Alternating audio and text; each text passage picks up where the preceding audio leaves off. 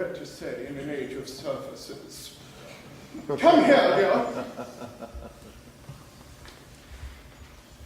Pretty child, your dress is sadly simple, and your hair looks almost as nature might have left it. But we can soon alter all that. A thoroughly experienced French maid produces a really marvelous result in a very brief space of time. I remember recommending one to young Lady Lancey, and after 3 months, her own husband did not know her. And after 6 months, nobody knew her. Kindly turn around, sweet child. No, the side view is what I want. Yes. Yes, quite as I expected. There are distinct social possibilities in your profile.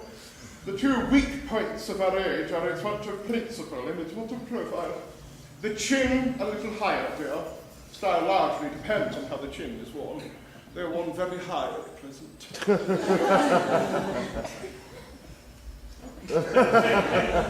Algernon. Yes, Aunt Augusta. There are distinct social possibilities in Miss Cardew's profile. Cecily is the prettiest, sweetest, dearest girl in the whole world, and I don't care 2 pence about social possibilities. Never speak disrespectfully of society, Algernon. Only people that can't get into that. Of course, you know, child, that Algernon has nothing but his debts to rely upon. But I do not approve of mercenary marriages. Indeed, when I married Lord Bracknell, I had no fortune of any kind. But I did not for a moment dream of allowing that to stop me. Well, I suppose I must give my consent. Thank you, Aunt Augusta. Cecily, you may kiss me. Thank you, Lady Bracknell. You may also call me Aunt Augusta. Thank you, Aunt Augusta. The marriage had better take place quite soon. Thank you, Aunt Augusta. Thank you, Aunt Augusta. To speak frankly, I am not in favor of long engagements. They give people the chance of finding out one another's character before marriage. Which I never think is advisable. I beg your pardon for interrupting you, Lady Bracknell, but this engagement is quite out of the question. I am Miss Cardew's guardian, and she cannot marry without my consent until she comes legally of age. That consent I absolutely decline to give. Upon what grounds, may I ask? Algernon is a extremely, I might almost say ostentatiously eligible young man. He has nothing, but he looks everything. What more could one possibly desire? It pains me very much to have to speak frankly to you, Lady Bracknell, about your own nephew. But the fact is that I do not approve at all of his moral character. I suspect him of being untruthful. Untruthful? My nephew Algernon? Impossible, he is an Oxonian. I fear there can be no possible doubt about the matter. This afternoon, during my temporary absence in London on an important purpose, he obtained admission to my house by means of the false pretense of being my brother. Under an assumed name, he drank, I've just been informed by my butler, an entire pint bottle of my Perrier Jouet Brut, 89, the wine I was specially reserving for myself. Continuing his disgraceful deception, he succeeded in the course of the afternoon in alienating the affections of my only ward. He subsequently stayed to tea and devoured every single muffin. What makes his conduct all the more heartless is that he was perfectly well aware from the first that I have no brother, though I never had a brother, and that I do not intend to have a brother, not even of any kind. I distinctly told him so myself yesterday afternoon. Mr. Worthing, after careful consideration, I have decided to entirely overlook my nephew's conduct towards you. That is very kind of you, Lady Bracknell. My own decision, however, is unalterable. I decline to give my consent. Come here, sweet child. How old are you? Well, I'm really only 18, but I always admit to 20 when I go to evening parties. You're perfectly right in making some slight alteration. Indeed, no woman ought to be ever quite accurate about her age. It looks so calculating. 18, admitting to 20 at evening parties. Well, it will not be very long before you are of age and free of the restraints of tutelage. So I don't suppose your guardian's consent is, after all, a matter of any importance. Pray excuse me, Lady Bracknell, for interrupting you again. But it is only fair to tell you that according to the terms of her grandfather's will, Miss Cardew does not come legally of age till she is 35.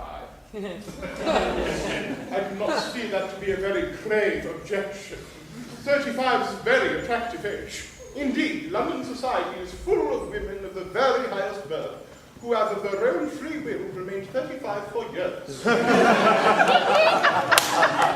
Doddington is a case in point. To my knowledge, she has been 35 ever since she arrived at the age of 40. Which was many years ago. I see no reason why our dear Cecily should not be even more attractive at the age that you mentioned than she is at the present. There would be a great accumulation of property. Algy, could you wait for me till I was 35? Of course I could, Cecily. You know I could. I felt it instinctively, but I couldn't wait all that long. I hate waiting, even 5 minutes for anybody. It always makes me rather cross. I'm not punctual myself, I know, but I do like punctuality in others. Waiting, even to be married is quite out of the question. What is to be done, Cecily? I don't know, Mr. Moncrief.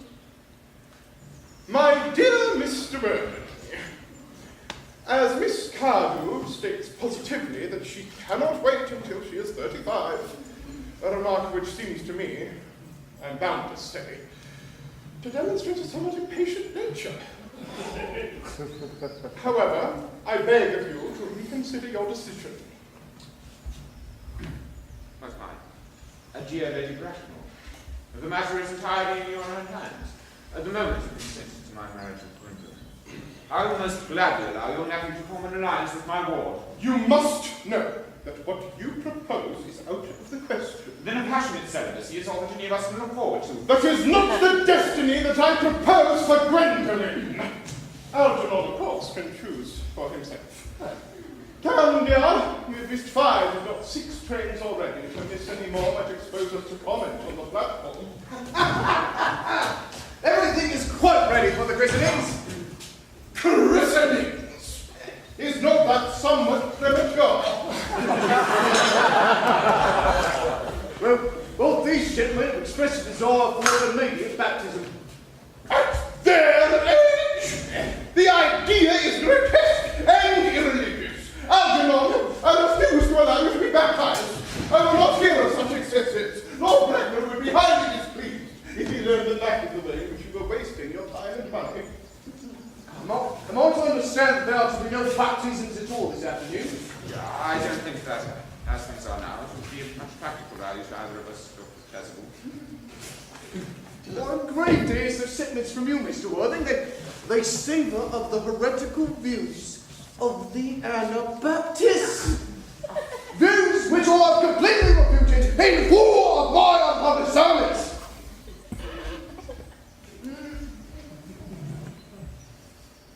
However, as your mood seems to be one peculiarly secular, I shall return at once to church. Indeed, I have just been informed by the pew opener that for an hour and a half, Miss Prism's been waiting for me in the vestry. Miss Prism? Pardon me, but did I hear you mention a Miss Prism? Yes, Lady Bracknell, on my way to join her. Pray, let me detain you for a moment. This matter may prove to be one of vital importance to Lord Bracknell and myself. Is this Miss Prism a female of repellent aspect, remotely connected with education? She is the most cultivated of ladies, and the picture of respectability. It is obviously the same person. May I ask what position she holds in your household? I am celibate, madam.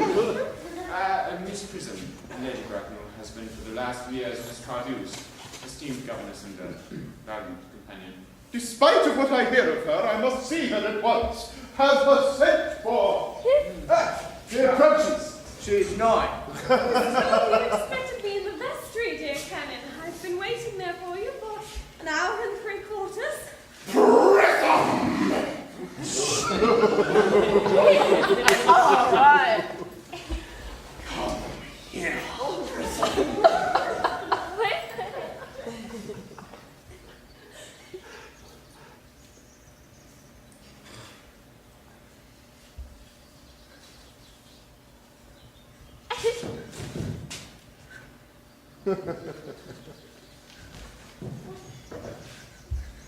Prism. Where is the baby? 27 years ago, Prism, you left Lord Brandon's house, number 104 Upper Grosvenor Square, in charge of a perambulator that contained a baby of the male sex. You never returned. A few weeks later, through the elaborate investigations of the Metropolitan Police, the perambulator was found at midnight, standing by itself near a remote corner of Bayswater. It contained the manuscript for a 3-volume novel of more than usually revolting sentimentality. But the baby was not there.